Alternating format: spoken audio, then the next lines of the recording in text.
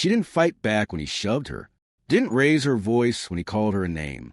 To him, she was just another inmate. Quiet brown skin, forgettable. That was his first mistake. His second was bragging about it in front of the wrong person. Because the woman he humiliated, she wasn't an inmate. She was a federal judge sent to put him on trial. And every second he thought he was breaking her, she was building the case.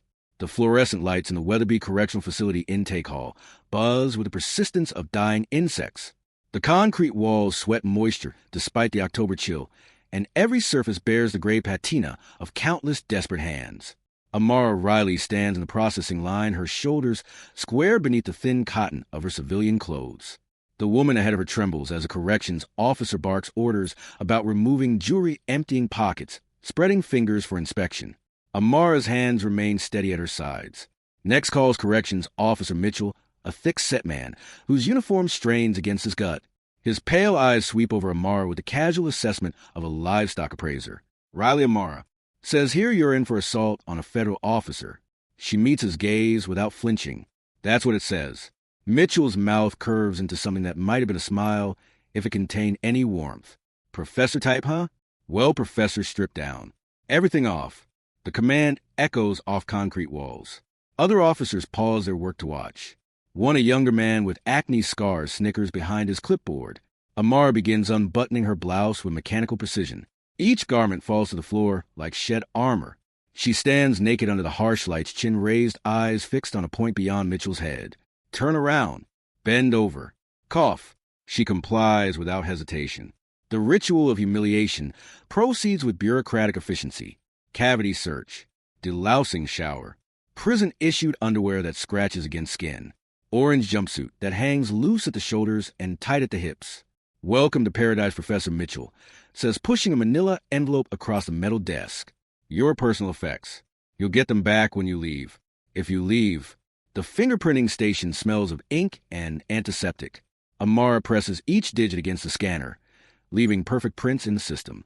The camera flash captures her face in stark black and white. Prisoner number 47291, Block C Cell 127, announces the officer with the clipboard. Keep your mouth, shut your head down, and maybe you'll last a month. The walk through the facility corridors is a parade of clanging steel and shouted commands. Inmates press their faces against cell bars to get a look at fresh meat. Some call out crude suggestions. Others just stare with the hollow-eyed intensity of caged animals. Block C stretches out like a concrete canyon, 3 tiers of cells rising into shadows. The air taste of industrial disinfectant failing to mask deeper stenches. Unwashed bodies backed up plumbing desperation. Cell 127 contains 2 narrow bunks, a steel toilet, and a sink that drips rusty water. Amara's cellmate is a white woman in her 50s whose eyes dart constantly between the door and the small window set high in the wall. I'm Jenny, she whispers as the cell door clangs shut. Been here 14 months. What they get you for? Assault. Jenny nods as if this explains everything. First time? Yes. Then listen good. Keep your head down.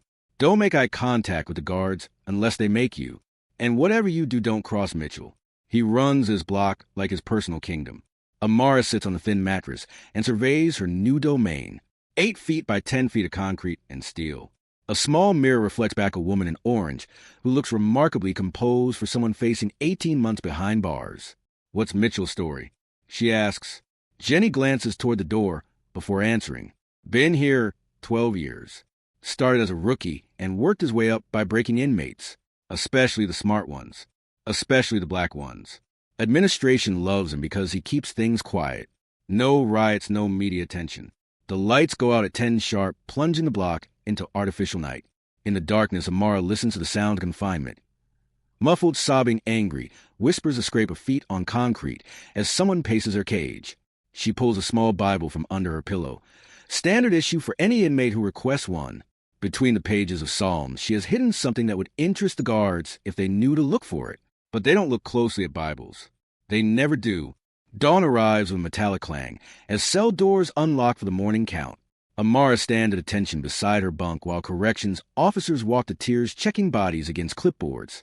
47, 48, 49 counts Mitchell as he passes cell 127. His eyes linger on Amara for a moment longer than necessary. Professor's still here. Good. Hate to lose my students on day 2. The mess hall serves breakfast from industrial-sized vats. Scrambled eggs that taste like rubber toast hard enough to use as a weapon coffee that might have seen actual beans in a previous lifetime. Amara takes a seat at a corner table and observes 3 black women sit together near the serving line. Their conversation stops when Mitchell approaches their table and deliberately knocks one woman's tray to the floor. "Oops," he says. "Better clean that up before someone slips." The woman, barely 20 with cornrows and defiant eyes, looks up at him. "I didn't drop it. Are you arguing with me, Davis?" The woman named Davis stares at her spilled breakfast for a long moment. Then she kneels and begins picking up pieces of toast with her bare hands.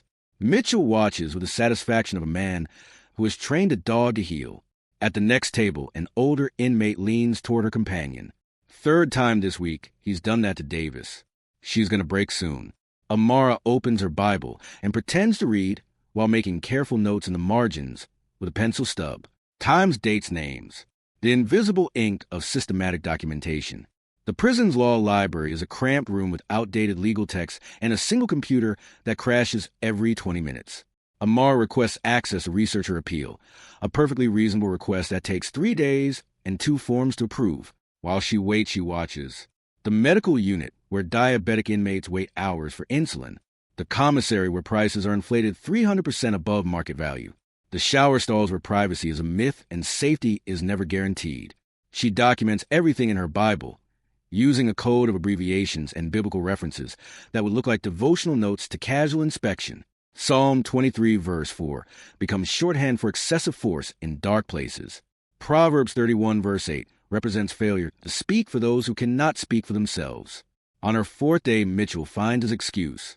The afternoon head count proceeds with military precision until Mitchell reaches cell 127. He stops, checks his clipboard, then looks directly at Amara. "Riley, step out."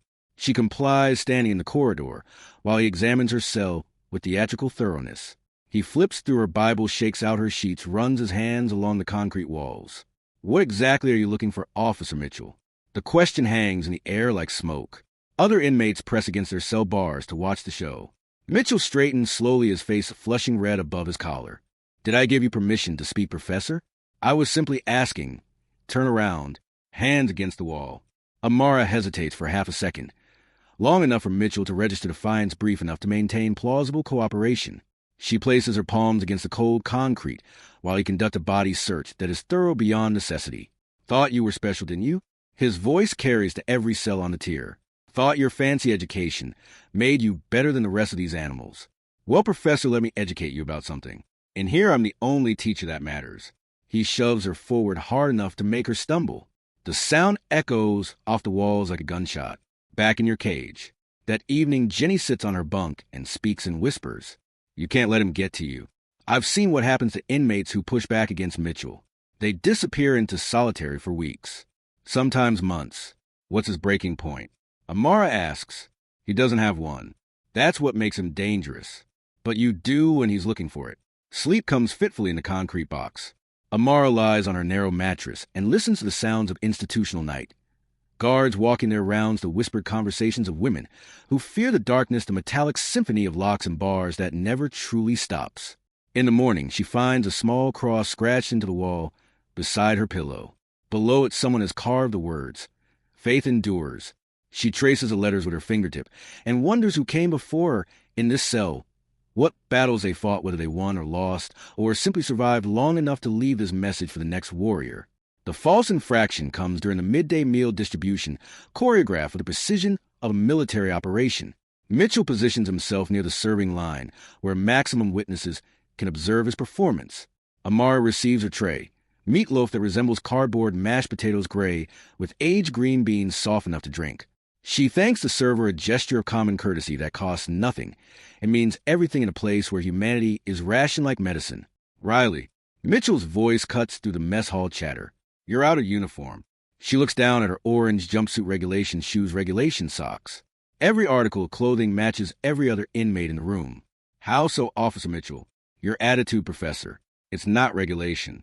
He approaches her table with deliberate steps, boots clicking against linoleum. "Stand up." The mess hall falls silent. 300 women stop eating to watch the theater of institutional power. Amara rises slowly, keeping her hands visible, her posture non-threatening. You think you're better than everyone else in here, Mitchell announces plain to his audience, walking around like you own the place, acting like you're still somebody important. I'm just trying to serve my time. Quietly, officer. Quietly? He laughs a sound like breaking glass. Quietly would be keeping your mouth shut when I'm talking. Quietly would be showing proper respect to corrections staff. He steps closer, invading her personal space with calculated aggression. The scent of his cologne mingles with old sweat and institutional coffee. You disrespected me yesterday. Question my authority in front of other inmates. That's a serious infraction, Professor. Amara meets his eyes without blinking. I asked a simple question about procedure. That's not how I remember it. Mitchell turns to address the room. Anyone here witnessed this inmate showing disrespect to a corrections officer? Silence stretches like a taut wire. No one speaks. No one moves. The code of survival behind bars is absolute. Never volunteer to be a witness. Never draw attention to yourself. Never give the guards more ammunition than they already possess. That's what I thought. Mitchell signals to two other officers who have materialized from the edges of the room. Riley, you're coming with us. The walk to solitary confinement is a parade through the facility's concrete arteries. Inmates press against cell bars to watch another soul disappear into the belly of the beast. Some offer silent prayers. Others turn away, unable to witness what they cannot prevent. The segregation unit exists in perpetual twilight, a place where time loses meaning and reality bends toward madness. The cells are smaller here, 6 feet by 8 feet of concrete and steel with a slot in the door for food trays and a small window that shows only sky. They strip her down again, searching for contraband. She doesn't possess weapons she would never carry.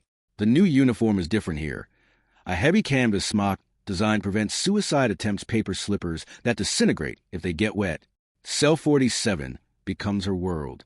A concrete box with a steel toilet, a concrete slab for a bed, and silence, so complete it has weight. The walls are covered with scratches left by previous occupants. Calendars marking days and hell names of children never to be seen again, prayers in languages she cannot read. But Amara has come prepared for this moment. Hidden in the intricate braids of her hair, invisible to casual inspection, is a device no larger than a pencil eraser, voice activated with enough memory to record 72 hours of conversation. The kind of equipment that requires federal authorization to obtain. She activates it with a careful touch to her left temple. The guards don't know she's listening when they stand outside her door and discuss their methods. They don't realize their voices carry through ventilation system when they brag about breaking previous inmates.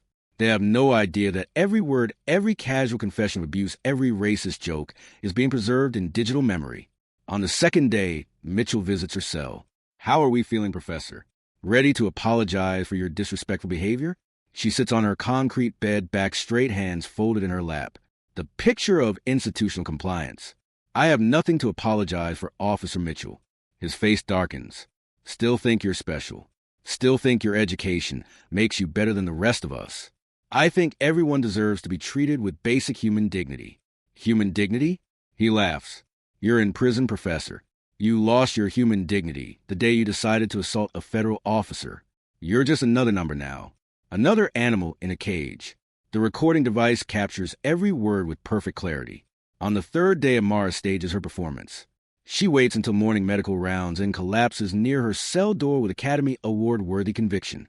The guards find her unconscious, pulse rapid, skin pale with manufactured distress. The infirmary nurse is a middle-aged black woman named Sarah who has seen too much and said too little for too many years. Her hands are gentle as she checks vital signs, but her eyes are sharp as she examines her patient. What happened to you, honey? She asks when the guards step out to complete their paperwork.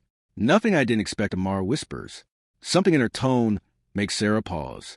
She looks more closely at this inmate, who speaks with quiet authority, despite wearing canvas prison clothes. You're not like the others, are you? Amara meets her eyes. Neither are you. For a moment, they understand each other completely. Sarah glances toward the door, ensuring privacy, then moves closer. What do you need? A way to send a message. To the outside world. Sarah's hand finds something small and hard hidden in Amara's hair. Their fingers touch briefly as the device changes hands, a moment of connection between two women who understand that sometimes justice requires courage from unexpected places. Consider it done, Sarah whispers. The federal agent arrive on a Tuesday morning when the October sky threatens rain, and the air carries the smell of changing seasons. They enter through the main gate with credentials that make administrators scramble, and guards suddenly remember proper procedure. Warden Elizabeth Hawthorne has run Weatherby Correctional for 8 years without scandal, a record she intends to preserve. She meets the agents in her office where certificates and commendations line walls painted bureaucratic beige. Gentlemen, ladies, what can I do for you? Special Agent David Chun, 37 years old, and carrying the quiet authority of someone who has seen power abused too many times, spreads photographs across the warden's desk.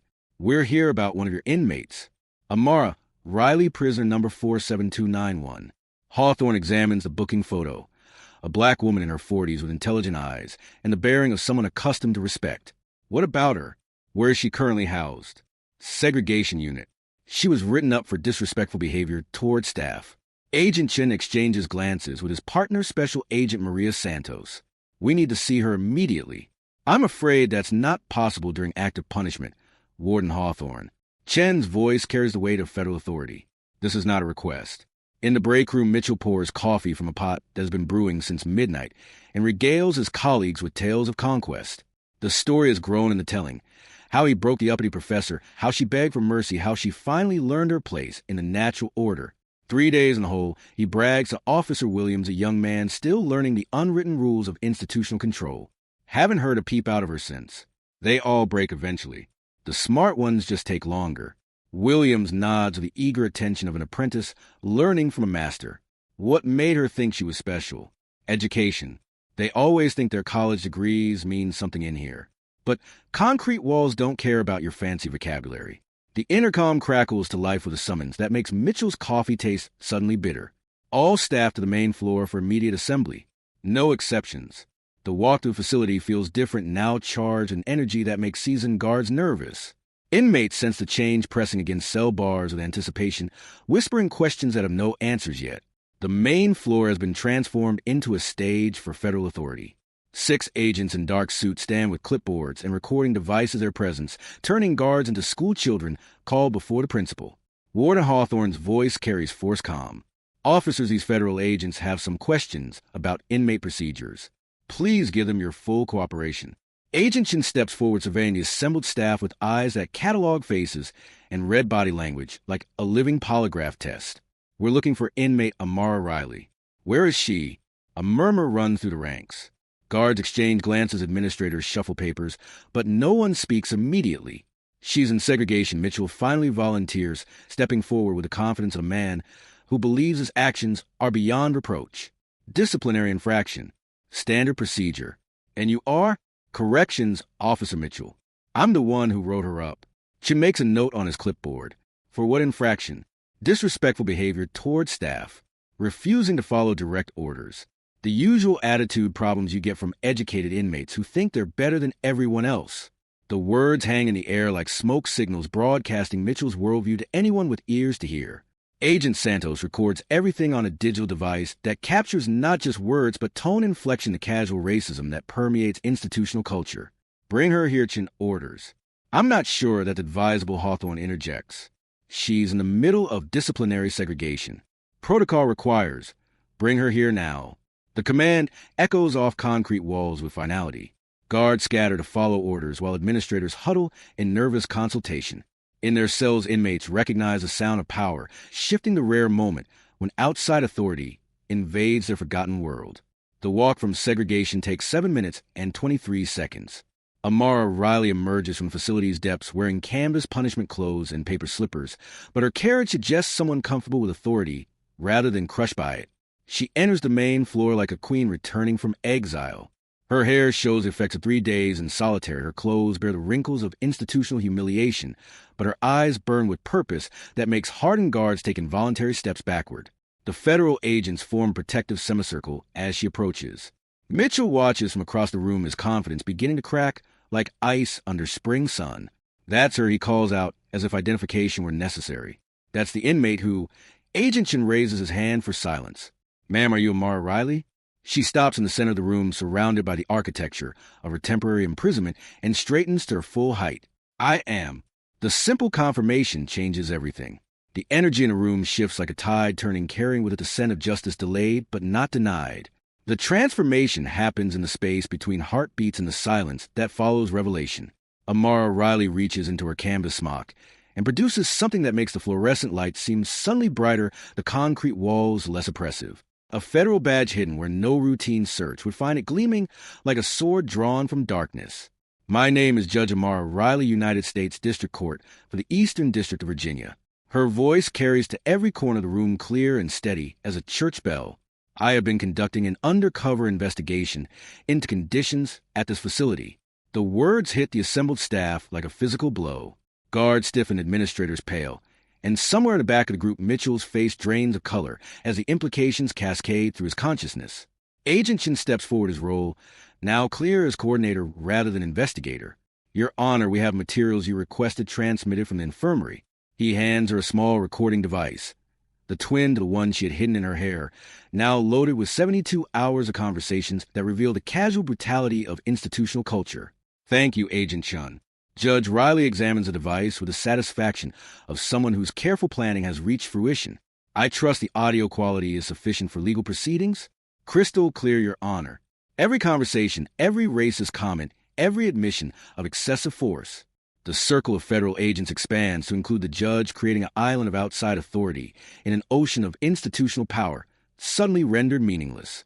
Mitchell finds his voice, though it emerges as a croak. You can't do this. You can't just... This is entrapment. This is illegal. Judge Riley turns toward him with the calm attention of someone accustomed to weighing evidence and rendering judgment. Her canvas prison clothes do nothing to diminish the authority that radiates from her bearing. Officer Mitchell, is it? The one who has been providing such educational commentary about the proper treatment of inmates? He tries to speak, but finds that words have deserted him. The woman he spent days humiliating the professor, he shoved against concrete walls, now stand before him with the power to end his career and send him to the same cells where he once reigned supreme. For 3 days, you and your colleagues have provided me with a comprehensive education in the abuse of authority, the illegal punishment of inmates based on race, the deliberate withholding of medical care, the systematic humiliation designed to break human dignity. Her voice never rises above conversational level, but it carries the weight of judicial pronouncement. Around the room, guards begin to understand that their casual cruelties have been observed, recorded, cataloged by someone with the power to hold them accountable. Your Honor, Warden Hawthorne steps forward, her administrative instincts, seeking damage control. If there have been procedural violations, I assure you that we will conduct a thorough internal review. Warden Hawthorne, this facility is now under federal investigation. No internal review will be necessary. Agent Santos distributes documents with bureaucratic efficiency. These are federal warrants for the arrest of Corrections Officer Mitchell, Corrections Officer Phillips, and Corrections Supervisor Johnson. Additional charges are pending review. The names echo through the room like an indictment of institutional culture. Guards named in the warrant step forward with the mechanical compliance of men who understand that resistance is futile. Mitchell's hands shake as the handcuffs close around his wrists. This isn't right. We were just doing our jobs. We were maintaining order. Judge Riley approaches him, her paper slippers silent on the concrete floor. When she speaks, her voice is pitched for his ears alone, though the recording devices capture every word. Officer Mitchell, you took an oath to protect and serve. Instead, you chose to intimidate and abuse. You used your authority to humiliate women who had no power to defend themselves. You turned the correctional facility into your personal kingdom of cruelty. She steps back, addressing the room as a whole. Let me be clear to everyone present. The mistreatment of inmates is not just a violation of policy. It is a federal crime. And federal crimes will be prosecuted to the fullest extent of the law. The handcuffed guards are led away through the same corridors where they once held absolute power. Inmates press against cell bars to witness the spectacle of justice, reversing course of guards becoming prisoners of authority held accountable for its actions. As Mitchell passes cell 127, where Jenny still waits behind bars, he hears a sound that will haunt his dreams. The quiet applause of women who have found their voices again, the soft rhythm of hands that celebrate not vengeance, but the restoration of human dignity. Judge Riley remains in the center of the main floor, still wearing her canvas punishment clothes, still surrounded by the concrete walls that temporarily contained but could never diminish her authority. She looks around the facility that has been her classroom for 3 days, taking inventory of lessons learned and justice served. Agent Chin, please ensure that every inmate who witnessed these proceedings understands that their statements will be taken seriously, their complaints will be investigated, and their rights will be protected. Yes, Your Honor. She nods once, a gesture that seems to close one chapter and open another. Then our work here is just beginning. 3 months later, the federal courthouse in Richmond, Virginia buzzes with the controlled energy of justice in motion. The courtroom's mahogany panels and brass fixtures speak of permanence of institutions designed to outlast the individuals who serve within them. Judge Amara Riley sits behind the bench, where she has presided for 7 years. Her black robes restored her authority, no longer hidden beneath canvas prison clothes. Before her, the case of United States versus Mitchell proceeds with methodical precision. The defendant sits at the counsel table in an orange jumpsuit that mirrors the one she wore during her undercover investigation. The symmetry is not lost on anyone present. The guard who once held absolute power now subject to the same institutional controls he once imposed on others. Officer Mitchell Judge Riley addresses him directly, her voice carrying the same calm authority that commanded respect even in the depths of solitary confinement. You've been found guilty on 17 counts of civil rights violations, excessive use of force, and conspiracy to deprive inmates of their constitutional rights. His lawyer, a public defender overwhelmed by the weight of evidence, makes a final plea for leniency. The recordings from Judge Riley's undercover investigation have been played in court, each racist comment and casual cruelty preserved in digital clarity that admits no denial. Your Honor, my client was following established procedures. The culture at Weatherby Correctional was systemic. He was simply, Counselor Judge Riley interrupts gently, your client was not a passive participant in systematic abuse. He was its architect and chief enforcer. The evidence shows a pattern of deliberate cruelty designed to break human spirits. In the gallery, former inmates from Weatherby sit alongside family members and civil rights advocates. Among them is Davis, a young woman whose breakfast tray Mitchell knocked to the floor, now clean, and working toward her college degree. Their presence transforms the courtroom into a congregation of witnesses to the possibility of justice. Officer Mitchell, please stand for sentencing. He rises unsteadily, the man who once strutted through prison corridors, now diminished by the weight of accountability. Judge Riley consults her notes, not because she needs them, but because the ritual of judicial consideration demands careful attention to detail.